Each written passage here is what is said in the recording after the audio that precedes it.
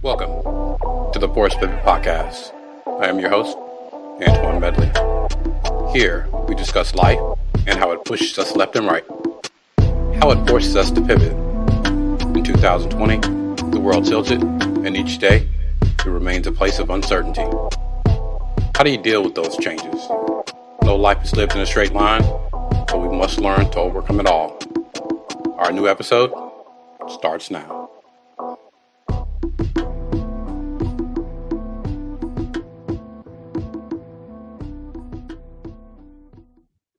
Hey, listeners, it's JuJuan Medley back to you with another show, another episode of the Forced Pivot Podcast. I'm the host and founder of the show. I want to welcome you all back to another episode. I've got a couple of really good guests on this evening to share some words with you all. I hope everybody's doing well. I want to say that that COVID is real. COVID is still real. So I just want to put that out there. That COVID is still real. I'm a little under weather, but I'm doing well, and I'm going to push on because I'm dedicated to my listeners. I'm going to push on. But again, I hope you guys are well. I hope you had a chance to listen to our other episodes, our past episode. This is episode 22 of our season 3, and like I've been, mentioning to you guys before, I've been thinking about, when does the season end, and I don't know yet. I don't know yet, but even if I end the season, I think I'll probably just come right back and start just to keep it going. Cause I don't want to miss an opportunity to share something with you guys. I don't want to miss an opportunity to have my guests share something to you. So, I'm just going to keep this thing going as long as I can, but if I end season 3 and start season 4 the next day, it really doesn't matter. But I want to, again, welcome you back to season 3, episode 22. I've got 2 young ladies that I want to bring to you guys this evening to share a little wisdom and some encouraging words to us about some of the work they're doing. And I'll bring them on the stage right now. I want to bring on JuJuan Mitchell and Cynthia Daniel-Willams. How are you ladies doing? Great. Good evening. Doing great. I'm glad to have you guys on the show. So first of all, I've known you, JuJuan, through the NPHC, back in the day when I was, and I'm going to say this lightly and humorously, when I did my bid as chapter president. We can both identify. Cynthia and I were both past presidents. Yeah. So when I did my bid, I love my fraternity. I love my brothers. Well, boy, that being a chapter president I was honored, but it's just a lot of work at the time. And I know for me, I don't even remember the years. But at the time, I had my wife, I had my 2 girls, and I was freshly diagnosed with MS, to be honest with you. And okay. And I kind of used that as a challenge, a little bit. It's kind of like I didn't slow up. Right. I didn't slow up. I just kept pressing through. But before we kind of jump into that, JuJuan, tell us a little bit about who you are, where you're from, what you do for your 9 to 5. Share with the listeners who you are. I am JuJuan Mitchell. I'm originally from the big city of Kinston, North Carolina. I came to Raleigh. I'm not even going to say the year to go to St. Augustine's College and never went back. And very active in the community. You were saying being a past president of a chapter and the challenges. I was actually diagnosed when I was vice president. Wow. It was actually the year that Cynthia became a Delta. So that's how we connected. But so I work at Lenovo in the product diversity office. And what's cool about what I do is we focus on the underrepresented communities, trying to bring that technology to those areas. So everything I do in my private life and my volunteering matches what I do from 9 to 5. And in the past, that wasn't the case. And one day I told guys like, yo, I'm tired of this. I don't like my job. Next thing you know, 2 days after Christmas, I was laid off. He heard me, but positioned me in a place to be even happier than what I was before. Okay. So, yeah. Well, good. So Cynthia, where are you from? Well, good evening, Cynthia Daniel-Willams. I am a native of North Carolina. It's very rare that you hear people say they're a native from North Carolina. Born and raised in Granville County, Creedmoor, North Carolina, Oxford area. Moved to Wake County, Raleigh in, I'm not afraid to say it, 1986 to go to North Carolina State University. And I too never left, stayed here. Full time, I am a medical software implementation consultant and trainer. I like to say that I like to coach, facilitate, educate, and I'm also a real estate agent. Okay. Okay. Well, I mean, you're from close to where I'm from. I'm from Halifax, Virginia, Okay. South Boston. That's where I'm from, born and raised. Um, Spent 9 times out there until I, trudged off to Blacksburg to be with Virginia Tech, and once I graduated, I moved to Atlanta, got married, and then my wife and I have been in Raleigh since '97. Okay. Okay. We don't have any. I think we're past the mark of leaving. And I think if we left Raleigh, it would probably be to go to Halifax and retire and sit on the front porch. I can identify. My retirement plans are very simple, very very simple. Mhm. Um, excuse me. But I was on social media floating around, listening and looking, and I ran across something that you ladies are working on. So tell us a little bit about your foundation. Well, the name of our foundation is A Balance for MS, and the focus is around mental health. I was diagnosed in 2008, and I was 38 at the time. And I had gone probably 10 years before being actually diagnosed. And through those 10 years, it affected me mentally because every time I would go to the doctor, they would say, it's in your head, you're stressed, you're going to be okay, go home, rest. That was never the case. So after those 10 years of being misdiagnosed and actually getting the diagnosis, it took me in a whirlwind. And it could have been a negative place, but I took it positive, like you were saying earlier, just staying focused, never slowing down. And I still don't slow down. But the focus of the foundation is mental health, recognizing that there are three different stages. We can call it the gut, GUT. You grieve. Yes, I've been diagnosed with MS. What's going to happen? My life will never be the same. The U, understanding. Now I have it. What am I going to do with this diagnosis? Like, am I going to go forward, make a better path for myself and others? And then once you get that understanding, you start to thrive. Yes, I have MS. I'm going to live my best life. Yes, I'm going to have some bad days, but I'm going to still push forward. And it takes that one relapse for you to go right back through that cycle all over again. So we try to provide resources, have you be connected with a mental health specialist to give you those resources to help you deal with it mentally. Hmm. I like that. I like that a lot. I mean, I can look back at my diagnosis and see those phases. Mhm. um, I remember after I got my diagnosis, I didn't know what to do with myself. Um, I really didn't know what to do with myself. I didn't know who to call, Mhm. and especially being a black man, because it's rare for us, and I had no idea who to talk to, and I didn't reach out. I reached out to one person, and it was a friend of mine. It was one of my best friends from high school. It was his wife, and I knew she had it, and so I called her, and and she helped me kind of get through. I would say that understanding phase. I think you said, Right. Yes. and she helped me through that. But other than her, I didn't have anybody. I don't think it's I don't think it's weighed on me mentally. Um, I'm trying to just think about my days, and it's like once because I'm kind of a I'm a I'm an eternal optimist, Right. and I'm Mhm. I'm a realist. So it's like, okay, I got this thing. Mhm. Okay, okay, what's next? Learn what I can about it. You know, try to do all the things that I should be doing with it. You know, but I kind of did go into a bucket list mode.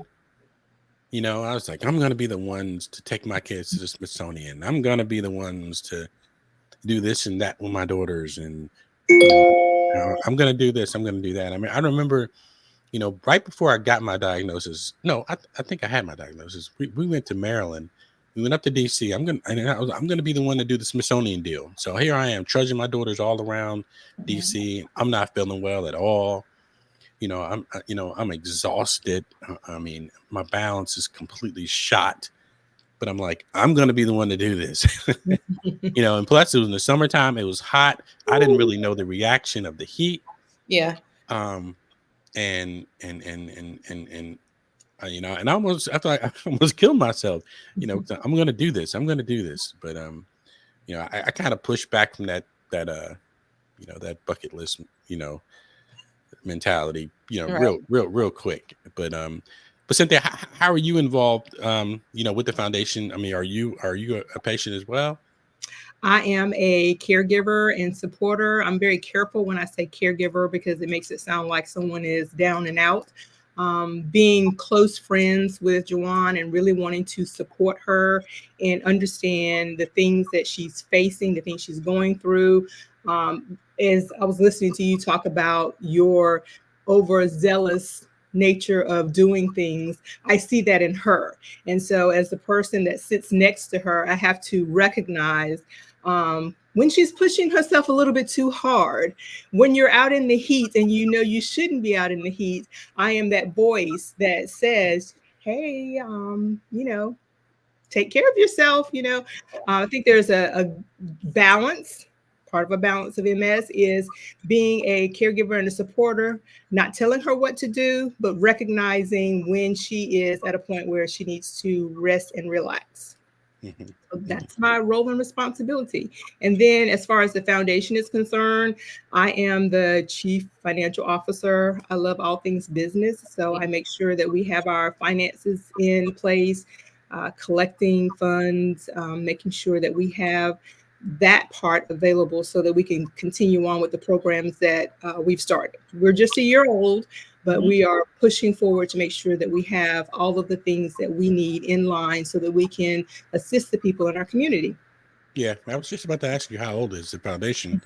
So JuJuan, you woke up one day and said, "Hey, I want to do this," because I know, I mean, you're a woman after my own heart. I have this philanthropic heart, and and I tend to do more for other people than I do for myself at times.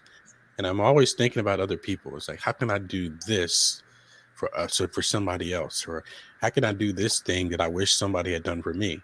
And then I go out and do it. So how did you come up with the foundation idea? Were you going through a spell? I mean, what brought it on?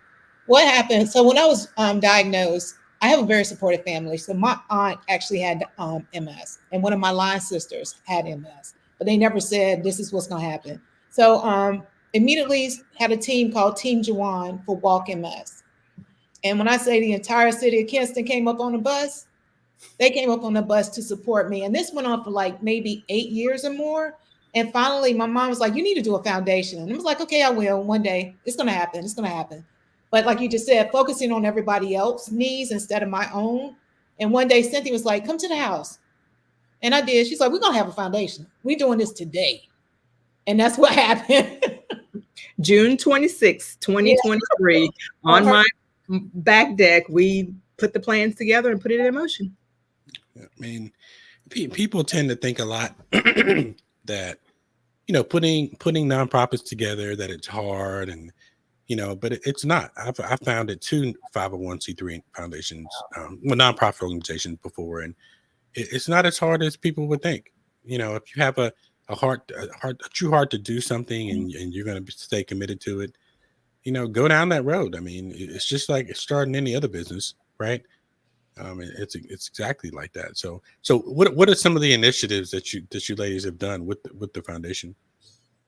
Cynthia, you can go.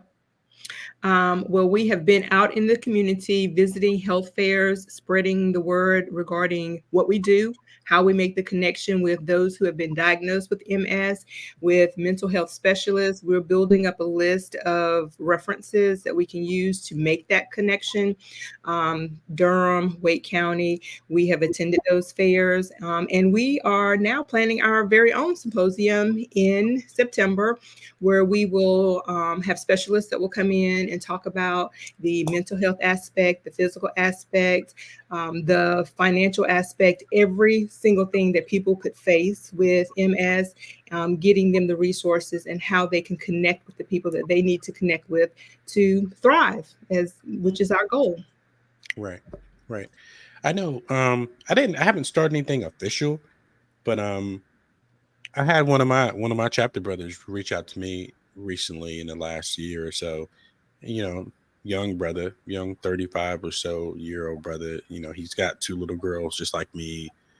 And he was like, man, Medley, he was like, man, I lost sight of in one of my eyes, and I'm going through this, I'm going through that, and he finally got his diagnosis, and I was just so happy that I had told him about myself, and so he called me, so he has somebody to lean on and to reach, and call, and when he needs it, and so it's something that been on my mind for a long time. So when he and I started talking, I said, man, I told my wife, I'm just going to go ahead and do this. So I started this little support group called Black Men with MS, and so now we probably got about 7 or 8 brothers that we get together on Zoom calls, and some are local, some are all over the United States, and we talk and share, and we talk about some of the things we went through and some of the things that we're going through, and it's been good because again, I don't want anybody to be on an island the way I felt that I was on. Right. And so we get together. We need to get together more. We need to start holding calls more together. But I've learned some things just about some things that I've felt before, and I never thought it was something to do with my MS. And I was like, yeah, man, I get those all the time. And I'm like, what? I'm like, I never linked that to my MS, but I had my flare up back in 2011, my first flare up, and I turned 40, and I felt like I was like, I turned 40 and I'm falling apart. I'm like, what is going on? And sure enough, but the good thing is I had met with a friend of mine, and he was having a medical procedure done. He was having some kind of pituitary tumor removed or something. And we had met for lunch, and he was telling me about it. And I'm sitting there like, I am not feeling well. I'm sitting there with him just not feeling well. And I'm like, let me call my doctor. So I called my doctor and made an appointment, went in there, and he just instantly jumped into action, and it was like, this is on a Thursday. And by Saturday, I was getting a brain MRI. I'm like, what is going on? I just thought I had vertigo or something, But so I would say my diagnosis is pretty fast. I mean, I was feeling bad for a couple of weeks, call my doctor, jump right into, every test that they could give you, some not, the first time being in the MRI machine, lumbar puncture, all that stuff. And I'm just like, if I got to go through this to find out what's wrong with me, then bring it on, because I got to find out what's going on, because I don't like the way I feel. And so, like I said, got that diagnosis pretty fast. Not as fast as I'd hope, because they're like, oh, we got to hear back from the radiologist. I'm like, man, come on, y'all can read these tests pretty quickly, I'm thinking. But they finally got it to me, and and I've been on my journey ever since, just like you have. And so with the foundation, what are your ultimate goals? Do you want to take this national? Do you want to just keep it in the Triangle area? We're going to change the world. Literally change the world. One thing you were talking about earlier about, I call it coming out of the closet, but it's like the MS closet. So I was outed in a chapter meeting and did not intend to tell the world I had MS, but I was outed, and people came to me and was like, JuJuan, I too have MS. And then others came up to me and said, I have MS, but I don't want anybody to know. And then others who were in a different predicament than me didn't think that I could help them, because my situation in their mind was not as bad. So my focus with our foundation is just to spread the word. Number one, because our people don't know what MS is. No. Because I was told it's not hereditary, and that's a lie. Black people don't get it. Most definitely a lie. So spreading the gospel about MS, and again, how it affects you mentally. And it may not affect you mentally, but if we can help you in some way to get more educated, find the resources, we're connectors. We're going to connect you with the resources you need to live a profitable life, a better life, more Yeah. meaningful life. And that's our goal. Yeah. It's like any other I would say it's like any other burden in our lives, right? It's just how you let it affect you. Yeah. And I know, when I wake up in the morning, and I've said this on the show before, when I fling my feet across, out of the bed and my feet hit the floor and I can stand up and walk, then I'm good. Yeah. I feel like I'm good. And, you know, I was telling, I'm putting myself out onto the speaking scene. Hmm. And I've got this talk that I'm developing. It was like the day, it's called "The Day I Became Flavor Flav." And when I told my wife about that, she's like, "What are you talking about?" I was like, "The day I became Flavor Flav was the day that I got my MS diagnosis." I love I said, "It's because when you know you have, I mean, we're all living on the clock, Mhm. it. Right. we're Yeah. all living on the clock, and most of the time we have that clock, and it's a little wristwatch on our arm, or it could be the time that we keep on our phones. Hmm. But when I found out I had MS, I became Flavor Flav, and I have this big clock around my neck, Okay. and I'm always looking at this clock Mm. because I don't know the day or the moment that things could go south. I just don't know. I mean, we built a new house so that everything is downstairs. I mean, we're thinking about the future, and I'm thinking about, well, just in case something happens, and because in my old house, if something would have happened, I couldn't, I couldn't get up the stairs, and what am I gonna do? I'm like, we'll make sure that this house has everything that we need, um, because I'm just thinking about the future. I don't want to be Uncle Willie in the front room, Right. in my other house, Oh, 'cause- no, but that's so true. Because so that's Cynthia, one thing I worry about. That's like mentally. It's Mhm. like, when is that day going to come? And I asked my doctor, I remember early in the day, he was like, am I ever going to be in a situation where I can't take care of myself? That Right. has always been like my fear. And I think that's why I push myself so much, but it's not helping. But in my mind, as long as I stay busy, everything is going to be okay because I won't have time to get sick. But Yeah. if you stay too busy, you get sick. And you was thinking of talking about vertigo. Vertigo had me knocked out for 2 weeks. Mm, And people like, oh, just get up and go. No, that's not how vertigo works. no. And I know at the peak of my symptoms, I've never fallen, thank God. Mhm. But I felt like I was running around on a deep beach where the sand was like up past my ankles. Heavy. If you could imagine running around on a beach like that all the time, I was exhausted all the time. Mm-hmm. It's like I could never get over this thing. But it was so weird. And I mean, it took me about. I told my wife I felt like I had my little friend, right? I had my little friend that I could feel that he was there. Right. But over time he sort of dissipated and went away, and I was like, I don't feel him anymore. Okay. But I'm always looking for him. Right. I feel you. Yeah. Again, my clock. I got my clock on. I'm looking for him. Yeah. But thank God I haven't had another flare up. Thankfully. And but I mean, if it happens, it happens. And I just, like I said, I'm a realist, and I had a pity party one night, and it was that night that I got my diagnosis, and I haven't really been down and out, since Yeah. then. Thinking about it. I mean, Right. no, it was just like, hey, okay, well, what are we gonna do? We're gonna make a plan. So Cynthia, did you know anybody with MS other than JuJuan, prior? When JuJuan shared her diagnosis, she was the first person that I ever encountered with MS. And it gave me the opportunity to study, learn, read about, not just about MS itself, the condition, but how, as a supporter, I can deal with a person that has a chronic disease, because it's hard. I'm sure, having a chronic disease, but it's even harder to deal with people around you who don't understand what you're encountering. And so, since her diagnosis and me learning that she has MS, I have encountered a plethora of people especially with us going to different health fairs and events. I was absolutely amazed at the number of people who say, I have MS. I know someone who has MS. And before then, I never even encountered anyone.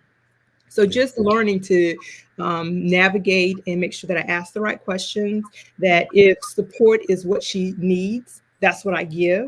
If just listening is what she needs, that's what I do. So I feel like as a supporter, you are following the cues of the person that you're working with.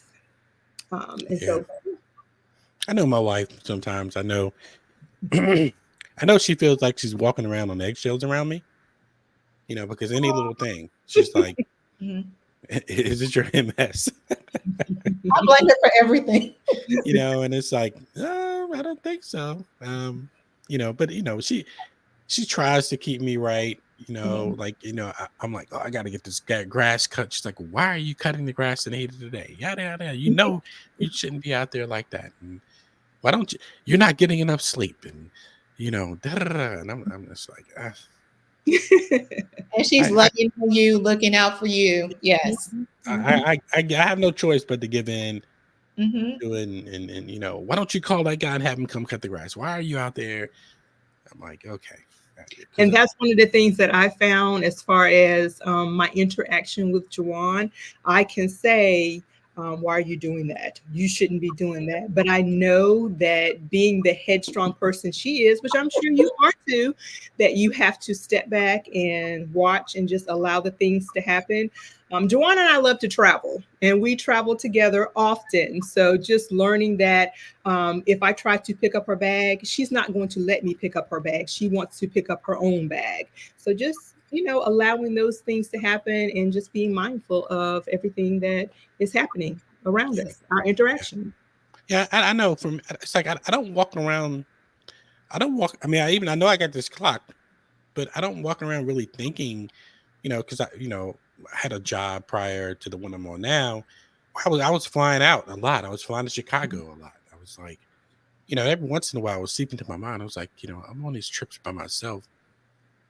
Anything could happen to me, in an airport somewhere, and I'm by myself. And so that's what made me come out to my chapter, because I'm like, we're together a lot.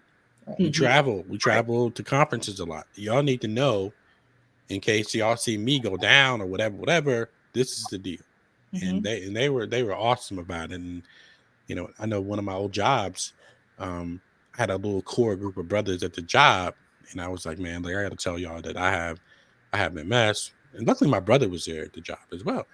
And I told some other guys, like, if you guys hear anything on campus, that Antoine went down, or you're with me, you know what's going on.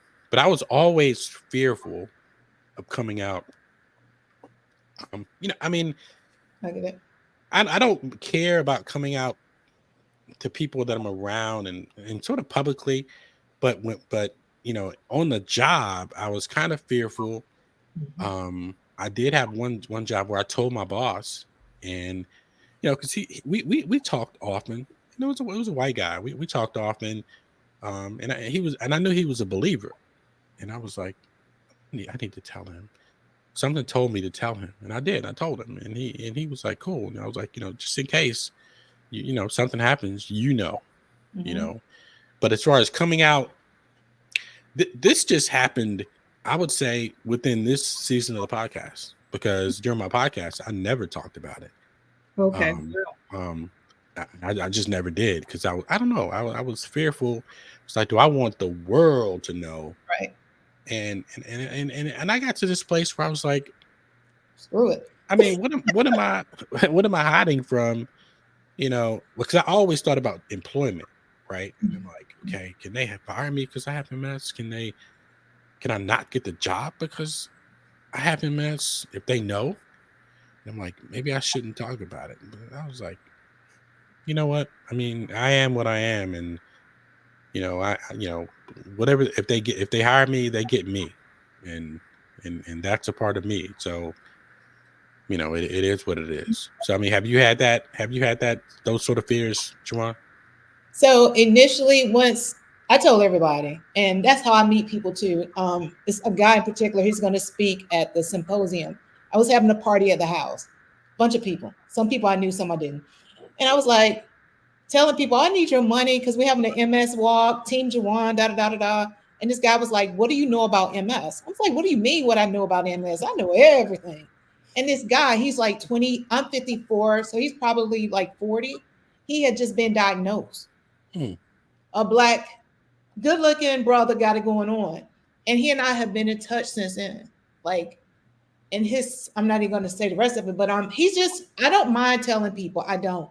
But when it comes to the job, when I was applying for this job and on the application it says, "Do you have a disability?" I was like, "No, I don't have a disability," because I didn't consider MS as a disabling thing. It's an invisible disease, Right. invisible disability. But in my interview, I spoke about it. Wow. And that was one of the reasons they've told me is like, we hired you because you told a story, you were passionate. Wow. And what I do again is work with people who have disabilities. So I don't have a problem telling people when I date, I need to let you know, my name is JuJuan, I have MS. Yeah. Yeah. You're going to deal with it or not. And most of them don't know, but they'll start to educate. Like since you say, you educate yourself. If you're interested in me, you're going to educate yourself. Yeah. When I tell people they don't, I mean, it's sort of a shocker. I mean, and I don't even give it any credence. It's like, oh, I keep it moving. It's like, oh, dude, the sky's blue. Okay. Yeah. What else are we talking about? Yeah. You don't look like you're sick. Right. Yeah. Thank you. And I can tell you that this week, just having experience, I do have another person that's close to me that has MS, and I had the opportunity to introduce JuJuan to that person. Is that their first time meeting? And just after JuJuan left, talking to her and her being the person who has not publicly shared that information, and how inspirational it is to have someone who has been diagnosed, who shows that MS doesn't have to look as some people present it to be. And she says, "Oh, she has so much energy. She talks positively. I'm inspired now to share my story. If she can share hers, then I can share mine, and I can be inspirational to someone too." So I think that it's an encouragement for you to share the experiences that you've had, whether it's been total mental breakdown or just a day of not having yourself totally there. Just sharing your story because someone will be inspired from it.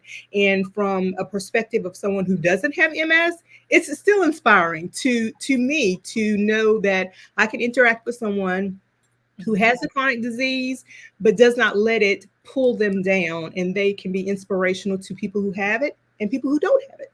So Yeah. share your story. Yeah. I know through that time, right after I got my diagnosis, I became chapter president. I was president of the President's Council for the NPHC. And like a madman, I was like, well, I'm going back to school. So I went back to grad school. And so I was a husband, a father, chapter president, another council president, and I was getting my MBA, and I have MS. Yeah. And I tell people all the time, I tell brothers all the time, like, man, so don't tell me what you can't do. Yeah. Yes, you can definitely do it. You can do it. Don't Yeah. tell me what you can't do, because I know what I'm doing with everything I got going on. So you can do it as well. And I think back through my family, and I've got one older relative, but this relative is like a couple of layers away. And I couldn't tell you how we're related, but she has MS. She's an older lady in my parents' church. She's passed. But then, after I had my diagnosis a couple of years later, another one of my cousins, she gets diagnosed with MS. And what's so funny about her is that she and I share the same birthday. Oh. She and I share the same birthday, and she got her diagnosis, and she called me, and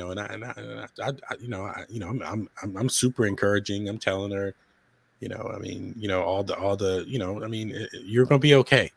You're going to be okay. And I know, I know MS affects everybody different. And my story is not JuJuan's story. It's not the next person's story. Some people, I just say, I'm fortunate, regardless of what my situation is. I'm fortunate.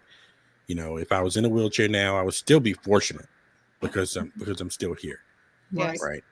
But I mean, I've had that flare up, and I'm not looking forward to the next one, because I haven't had one, thank God. And I'm gonna stare that down when and if it happens. I mean, I just like I said, I mean, it's just a battle. It's a battle that we're in, and Right.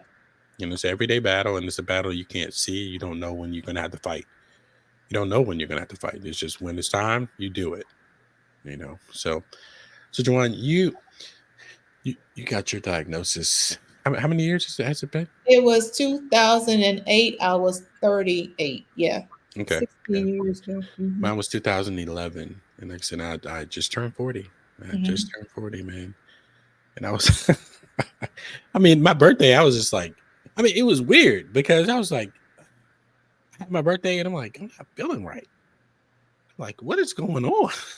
And then it went downhill from there. But like I said, I haven't fallen, before, and and I'm glad like, I mean, some people are super terrified of MRIs, and it didn't really bother me. I go in there and I go to sleep. I mean, I go right to sleep. I used to look forward to it, actually, because it was like nobody in the chapter could call me. I wouldn't have to hear my name. It would be the one time I could escape. Right. I don't even need the music. I just, the sounds actually put me to sleep. Quack, quack, quack. Yes. But I know when I got my first diagnosis, I was on a medication called Copaxone. So that's what I started out on. Yeah, so I had to get these injections, which I'm not a needles person, but I mean, hey, it is what it is, And then I went from the every day to the 5 to 3 days, 5 to 3 days, something like that. And then my doctor's like, hey, you're doing so well, we want to keep you well, and let's put you on something that what we understand is better. So I get these infusions. Okay. So I get these infusions twice a year, which is cool because I don't have to jab myself. I don't have to do anything. I just go get this infusion, and I know, again, the show is called The Forced Pivot, and I know getting diagnosed with MS is probably the biggest pivot in your life. And you have to adjust, and you adjust course, and you keep going. And I know when I changed medication, I think it was February of 2020.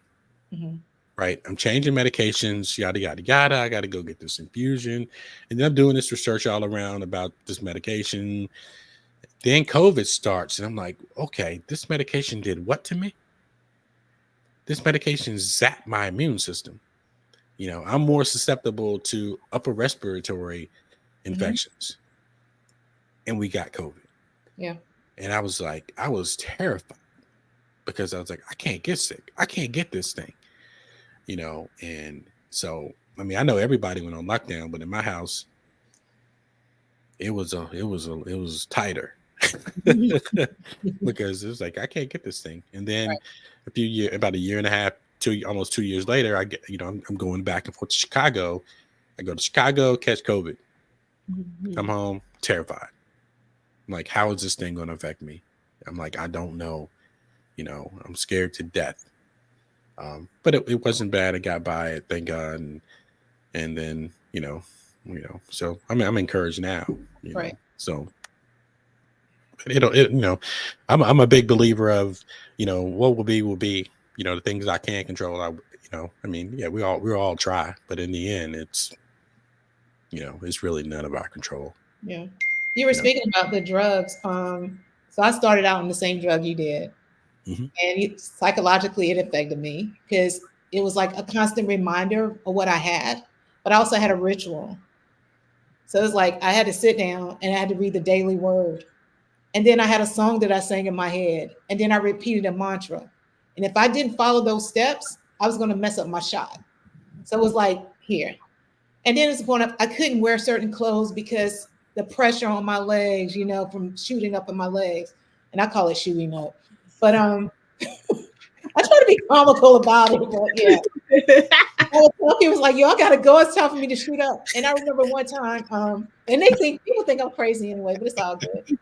Oh my God. I was having issues. I couldn't lift my arm at all. So I had to rely on other people to give me my shot. Now you talking about trusting somebody? But I had to because I couldn't do it myself. Then I did that. I was on like the needles, 2 different sets of needles, those type of injections. Then I tried the infusion. My mother went to the church and prayed about it. Next thing you know, my liver enzymes said they too high, I can't be on this. So my doctor was like, we're gonna take you off everything. There's an oral pill coming out. We just need to wait. And I've been on an oral pill now probably about 15 plus years, and even had an opportunity to be a spokesperson for the drug company and get paid to tell my story, fly all over the country. Wow. Yeah, Wow. but that insurance and drugs. Woo, Cynthia has been through this. That was a point where I could be a definite supporter, because changing drugs and dealing with that is definitely a challenge, especially when you have it in your mind that what you are taking is working for you, and the insurance company and the provider say, no, you can't take this anymore. We have to change you to that. That's definitely a challenge. Yeah, definitely. And I know it was like, the whole pre-existing condition thing, Yes. that became very important to me all of a Yes. sudden. And I'm like, Insurance. Obamacare, that's gotta happen. And then the insurance and then Life one thing, insurance. life insurance, and then changing jobs. Yes. I had to change jobs in the middle of this, and I was just like, how is that gonna work? Can I get life insurance? But I mean, it all works out. Those fears are there, those hesitations are there. But if, you got to ask the questions, and you got to go ahead and do what you need to do. But I mean, those are definitely fears of mine. The whole switching jobs thing, and I haven't tried to get any outside life insurance. I'm trying to think. No, I haven't, and so I don't know. I've talked to a friend of mine who sells insurance, and he had mentioned something to me, but I hadn't really chased it down, any further. So JuJuan, you said like you have people in your family that have it. Yes, she's now deceased. But she, of course, you cannot die of MS. You can die of complications of. Right. But she died of dementia. But my aunt was like my hero. She was the first person in the family like to get in the military and travel and see the world, and pushed me to see the world. Took me to my first Broadway show. She played tennis. She was active. She was that woman. And then all of a sudden she has MS. But she had it years before. But in the military, because you Black, you ain't got MS. That's not what's wrong with you. Right. So she wasn't undiagnosed for too long. But yeah, she was very encouraging for me along the way. But the biggest, I think, influence was my line sister. And she's no longer with us either. But I just recall Stephanie. I called her and I was like, Stephanie, something's not right. She said, okay, call your doctor. I was like, no, Steph, something's not right. JuJuan, call your doctor. And she knew, but she never told me. That's what it was. Yeah. And when I was going through, she's like, you can beat it. You're going to beat this. You're a champion. You can do that. And just having a strong support system is the biggest thing. And I can speak on when I was first diagnosed, I didn't know what questions to ask the doctor. I had a girlfriend who's an attorney. She was grilled at me. Don't bring her back. But you got to have somebody who's going to fight for you. And eventually you become your own best patient advocate. But initially, I wasn't able to voice what was going on. And so Cynthia, talking to people about this disease, do you ever find yourself like, what was that? I feel this, I mean, do you ever find yourself, I mean, are you super self-aware of your own health? Oh, I am definitely aware of every single twinge, a nerve, a twinkling of the toe, anything that happens, because I have talked to JuJuan and heard her tell me about the numbness and everything that's happening, or if my head starts hurting, and I think about all of those things. And I'm also a person that likes to read, study, know, and understand things, because if I'm going to talk about it, I need to be educated on it. So I've gone down the rabbit hole of what is an autoimmune disease? What are the symptoms of MS? JuJuan and I had an opportunity to go to the Black MS experience, and hearing those people there give us the information on the symptoms that each person had and how it impacted them. Yes, I think about it all the time. It is an inspiration to me to make sure that I take care of myself now, because you never know what's going to happen to you in the future. So just making sure that I say the best me that I can possibly be. We talked about the emergency part of communication with the people around you. So not only do I know what the symptoms are and the signs, but I also know that whole list of medications that travel with us whenever we go, so that I'm aware of every single thing. So yes, I am aware of my body all the time. You said the Black MS experience. Is that through the National MS Society? It is. They had I think it was in March or April, but they advertised it on Facebook. But I try to stay connected with the society. But so we went. It was a free event. They had a neurologist who spoke, as well as people in the community who have MS, and quite a few men. So it was very. It was like, was it all day? It was quasi all day, 4 to 6 hours, I think it was. Where was it held? In Cary. Yeah, at the Embassy Suites. But I'll forward you the information and link you up in the support group on Facebook. Okay, I know they had a couple of Black MS experience things on. They were live stream things back during the pandemic, and I did watch a few of those. So yeah, that was good. But like I said, I'll have to keep this little cohort of brothers that I have, and like I said, 2 or 3 of them are fraternity brothers, and like I said, we just lean on each other and we hold these Zoom calls and just chat. We would love for them to come in September. Love. What date is it? Because Saturday, September the 28th. It's going to start at 10 o'clock, and we're going to be at Abbott's Creek Community Center. That I put on my chapter. It's the Thriving with MS Mental Health Care Symposium. So yeah, I've got it on my calendar. Yeah, we're going to work out in the morning, not too hard. We're going to work out. Here's some great speakers. We would love to hear a word from you, from some drivers, from some support systems, therapists, nutritionists, trying to get a massage therapist there as well to give free massages and that type of thing. Well, I'll let you ladies know within the next week or so, because I put it on my calendar, but for some reason, the 28th, there's something going on, and I don't know. I can't remember what it is, but I'll let you know. I will definitely let you know. That would be great, and please spread the word. Let everyone know. Well, JuJuan, have you I launched a project today, right? During COVID, I lost one of my brothers, and so I let that.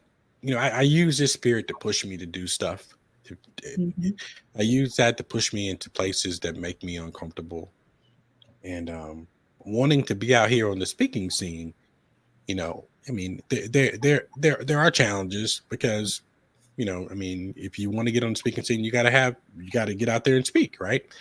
And sometimes, it's challenging for us. It's challenging for people of color, right? Getting on a TED stage it's not easy. Right. That's hard, and we're not the gatekeepers of that, right? So I've launched this program called Black Voices Now, where I'm going to build a stage and I'm going to give Black speakers an opportunity to be on stage. I love this. And so I launched that today. So wonderful. We're the first to hear about it. That's great. Breaking news. Love it. If you go check my Facebook page, you'll see it on there. Oh, okay. And so I'm looking for speakers. So and so if you want to be on that stage, let me know. Again, I'm building up my little repertoire of talks and things that that I feel like I can share a short word with people and encourage them. So if there's something that you got that either of you want to say, go check out the webpage. Go check out. I mean, there's a link for you to go and register and apply to speak. And and what I'm going to do is, I've got a venue, and you can tell the people that to come. I'm gonna sell tickets for the speakers to be heard, and that's not going to start until September. But right now I'm looking for speakers. I'm looking for people, who want to be on stage, who may just have not had the chance, or having a hard time getting on stage. And my goal is to video the event. I've got a full-blown YouTube channel that I'm going to put everything, and so every speaker will have access to their footage, because you need that, right? Getting out here on the speaking scene, you need that. So check my Facebook page, and if that's something you want to do, let me know, and I'll make sure you get on that stage, because that's a calling of mine, just being, and it's so funny because I tell my wife, this, I'm not the guy that you married, because the guy that you married wouldn't do this. The guy that you married wouldn't do this. I don't know what's happened to me, I mean, but a lot has happened to me since that day, right? We all metamorphose and we turn into different people, and growing and evolving, definitely. Exactly. So I'm a different person. And sometimes, I'm like, who are you to do this?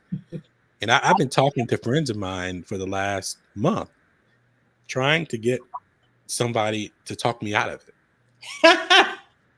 You don't have those kind of friends.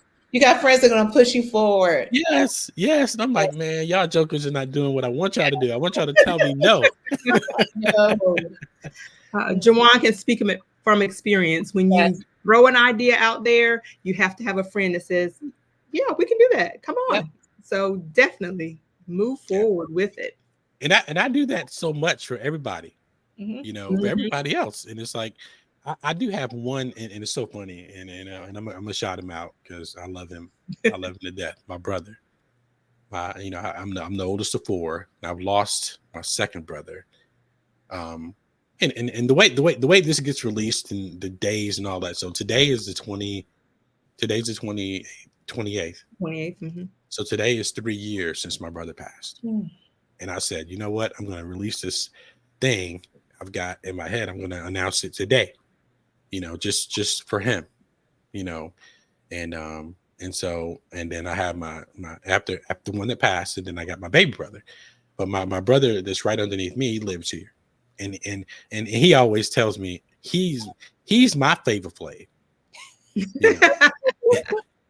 He says, Antoine, you're Chuck D. I'm Favorite Flav.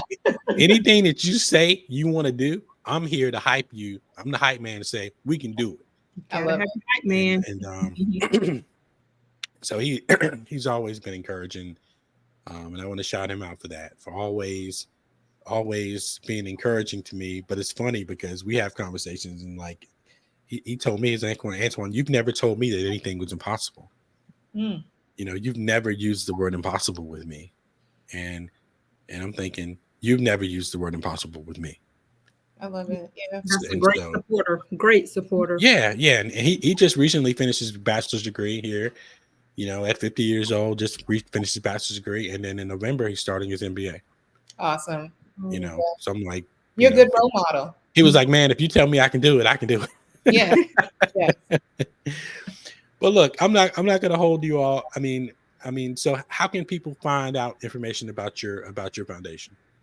She's social media queen. Well, A Balance for MS can be found on Instagram at A Balance for MS Foundation, and on Facebook, A Balance for MS. We are definitely on social media. We have Linktree in both sites that take you to our website. We have a link for donation because we cannot do this without the funds. We can't make those crucial connections. And of course, we are right here in Wake County. We will be at the symposium in September, on September 28th, 10 a.m. at Abbott's Creek. We invite you to come out. You don't have to have MS. You don't have to be an MS supporter, but just come out and hear good information about mental health, connecting with mental health specialists, and what you can do in your community to make everyone thrive. Yes. Awesome. I know there's a mental health something coming up here, and I don't know if it's here. Let me look real quick, because a friend of mine pinged me. He was like, "Man, Antoine, you should sign up and speak there." Um, let me see if I can find it. But because I don't know if it's local or not. Black Excellence Mental Health Conference. It is January 31st through February 1st, but it doesn't say exactly where it is. But I'll share this with you. I'll Okay. share this with you all. Because sometimes, sometimes I think we're afraid. Sometimes we feel that we don't know enough. I'm not a psychologist, so how can I talk about mental health? That's not true. Yeah. I can talk to you about what I've gone through. Right. And We all have a story. we all have a story. Exactly. And like I said, with the forced pivot, it's like we've all had these pivots in our lives that just jolt us and shake us left and right, but we just got to find a way to keep going on. And like my motto of the show is, no life is lived in a straight line. And I don't know anybody whose life has been a straight line. And if you ladies know somebody, send them my way, because I'd love to talk to them.